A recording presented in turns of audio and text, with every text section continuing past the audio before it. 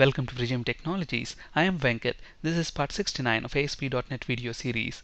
In this session, we'll discuss about exception handling in ASP.NET. Before continuing with the session, I strongly recommend to watch part 66, 67, and 68 of this video series.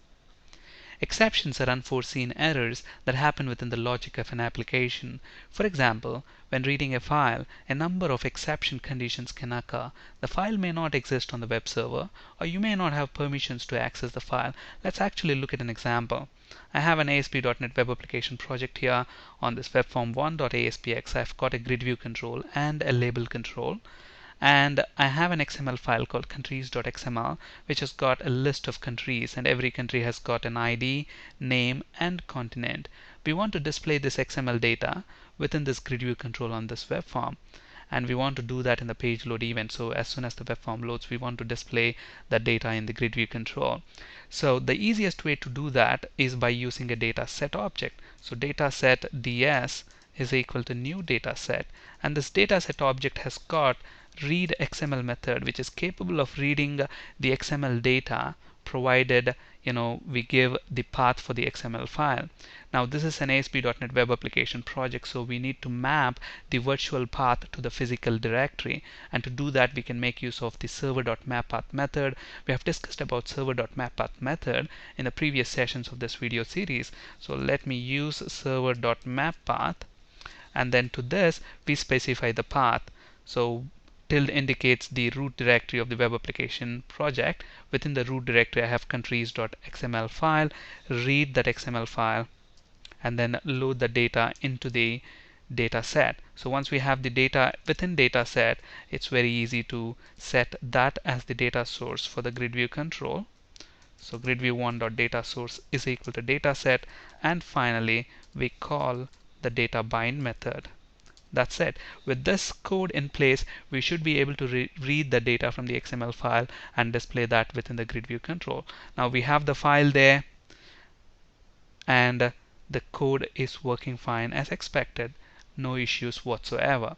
But just imagine what could happen if somebody goes ahead and changes the name of this file, or even worse, if somebody deletes that file. Let's change the name of the file and see what's going to happen. So when I change the name of the file, or imagine somebody has deleted that file, and this piece of code tries to read that file, and what's going to happen? It will not find that file. So let me press enter there, and look at that. I get an exception here, system.io.file not found exception. Okay, so could not find file. This particular file is missing.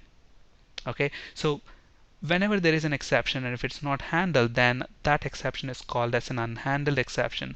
Unhandled exceptions in ASP.NET are displayed using this yellow screen, and usually this yellow screen is referred to as yellow screen of death. And displaying this yellow screen of death to end users is bad for two reasons. Number one, the error message here is very cryptic, and it doesn't really make any sense to the end user. And number two, a hacker may use this information to hack into your application. That's why we should never display this yellow screen of death. Okay, this should only be used by developers to debug, the exception that's happening. Otherwise, there is no reason why we should be displaying this to the external world. So when an exception occurs, and if it's not handled, then that exception is called as an unhandled exception. An unhandled exception is displayed to the user using an yellow screen of death. Displaying the screen of death is bad for two reasons. The error messages are cryptic and may not make sense to the end user. The exception information may be useful for a hacker to hack into your application. Now how do we handle exceptions? We can use the try-catch blocks. Okay, try block. So we're going to wrap the code in a try block that could possibly cause an exception. If a statement within the try block causes an exception, the control will immediately be transferred to the catch block. So we know that this code is kind of causing an exception. It's possible this piece of code can cause an exception. So I'm going to wrap that inside a try block. And if any of these lines throws an exception, then we are going to have a catch block.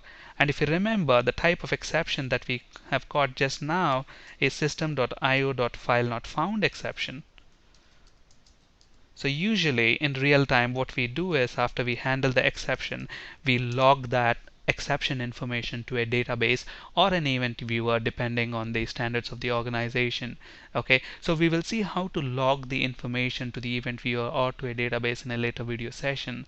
In this session we'll see how to handle exceptions using try catch block, but in reality, remember, we log the exception information so that we know what exceptions are happening, so that some of the developers can work on those exceptions and resolve those errors. Okay, and in many organizations we also send emails to administrators notifying that there is an exception situation and somebody needs to address that.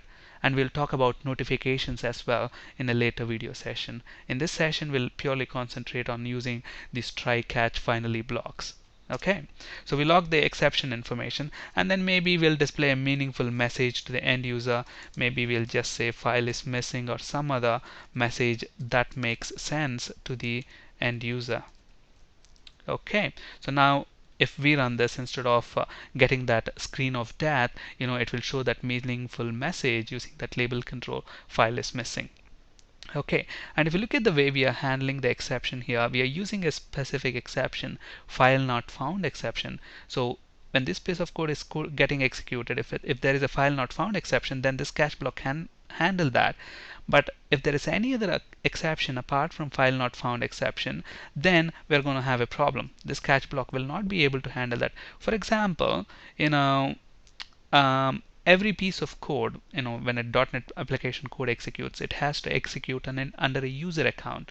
Okay, now to figure out what's the account that is used to execute this piece of ASP.NET code, we can use this class. So system.security.windows-identities, system.security.principal.windows-identity.getCurrent, and we have this name property. So now when we run this application, when the page actually loads, you should see the name of the account under which the application code is getting executed, which means this is the account that is used to execute this application code. So now that account should have access to this file. Otherwise, we'll get an access denied exception.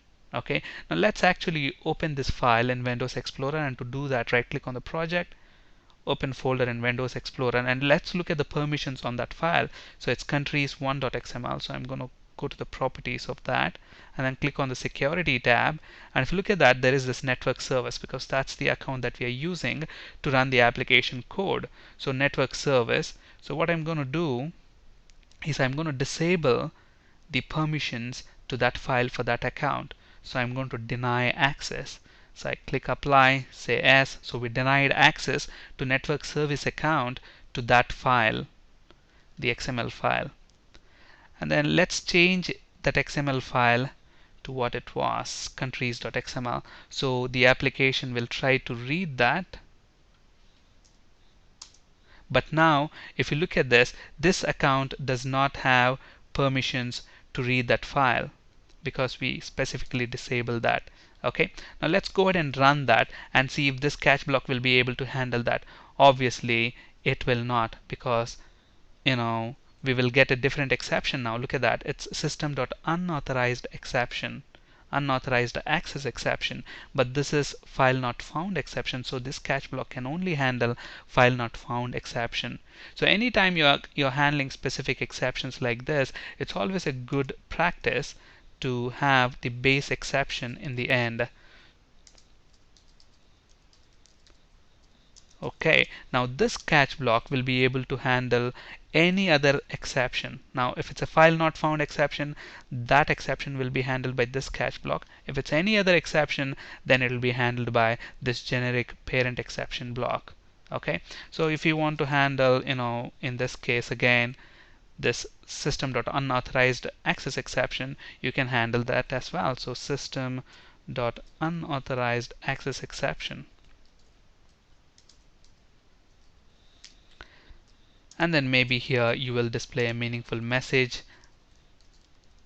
saying that access is denied, And maybe here we may not exactly know what caused the exception to occur, so we may display some generic message like this: there is an unknown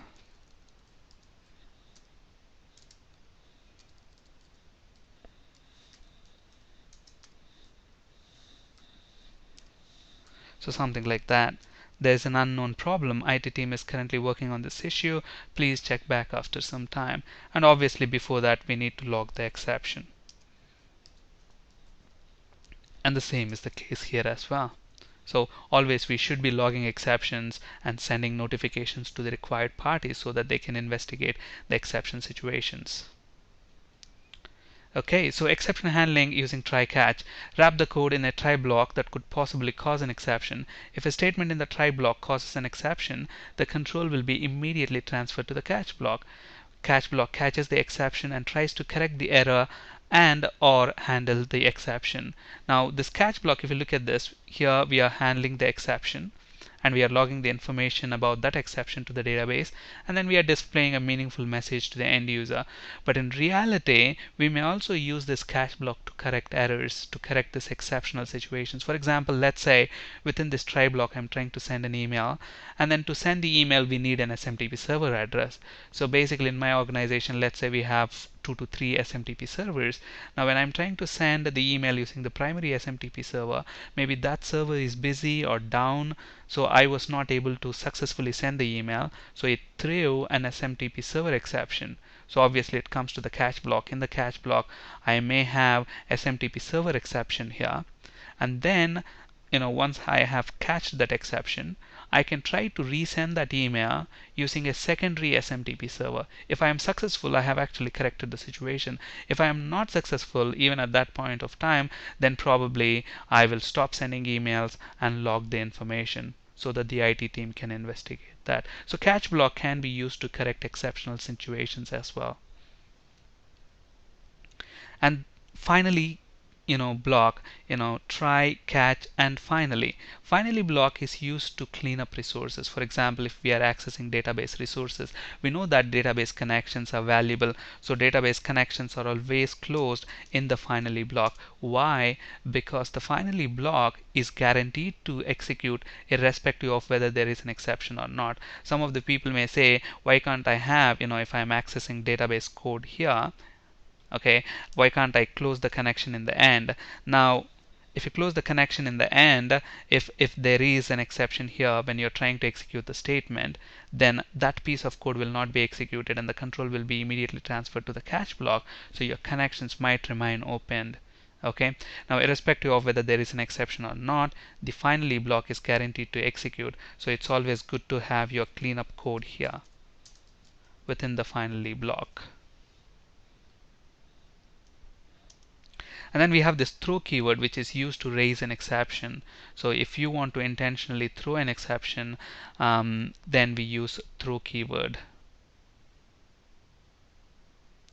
The base class for all exceptions is the exception class. Specific exceptions should be caught before catching the general parent exceptions, and that's what we have seen. So we have specific exceptions on the top and then the general parent exception at the bottom. In this session, we discussed about using try-catch blocks basically to handle errors. In a later video session, we will actually discuss about how exceptions are generally handled in a real-time ASP.NET application. We'll discuss about the ASP.NET error events. We have page underscore error, application underscore error, and we'll also discuss about how to use custom errors to display a customized error page to the end user. And we'll also discuss about logging and sending notifications when exceptions occur. On this slide, you can find resources for ASP.NET, C# and SQL Server interview questions. That's it for today. Thank you for listening. Have a great day.